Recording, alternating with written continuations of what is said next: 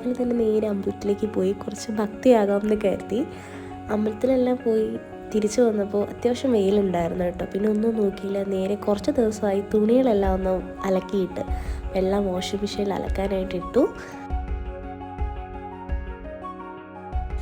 പിന്നെ എൻ്റെ water bottle refill ചെയ്തു. ഇതെല്ലാം നേരത്തെ നടക്കുന്ന പരിപാടിയാണ്, പക്ഷേ ഇന്ന് അമ്പലത്തിൽ പോകുന്നതുകൊണ്ട് കുറച്ച് ലേറ്റായി.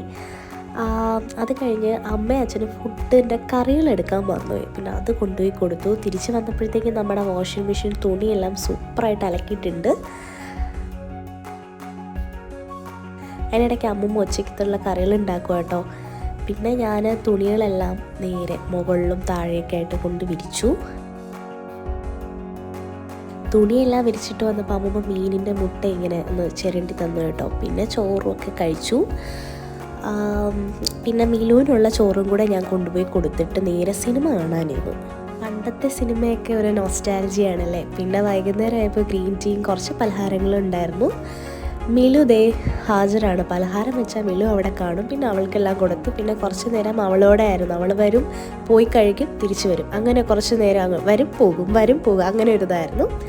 അത് കഴിഞ്ഞ് ഇത് ഉലുവ തലേന്ന് ഇട്ട വെള്ളം കേട്ടോ. അത് ഞാൻ ഹെയർ സിറം ആയിട്ട് യൂസ് ചെയ്യാറുണ്ട്. ഹെയർ ഗ്രോത്തിനും ഹെയർ സ്പ്ലിറ്റിൻസിനൊക്കെ നല്ലതാണ് ഉലുവ. പിന്നെ വൈകുന്നേരം ഇപ്പോൾ വിളക്കെല്ലാം കത്തിച്ചു.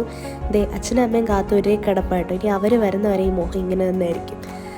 കിളികളെല്ലാം വൈകുന്നേരം വീട്ടിൽ പോകുന്നതിന് മുമ്പ് ജസ്റ്റ് ഒന്ന് ലാസ്റ്റ് ഫുഡ് നോക്കുമായിരുന്നു. പിന്നെ അച്ഛനും അമ്മയും കണ്ടപ്പോൾ മിലു ഹാപ്പി. അപ്പോൾ അത്രയേ ഉള്ളൂ നമ്മുടെ കുട്ടി വ്ലോഗ്. ബൈ.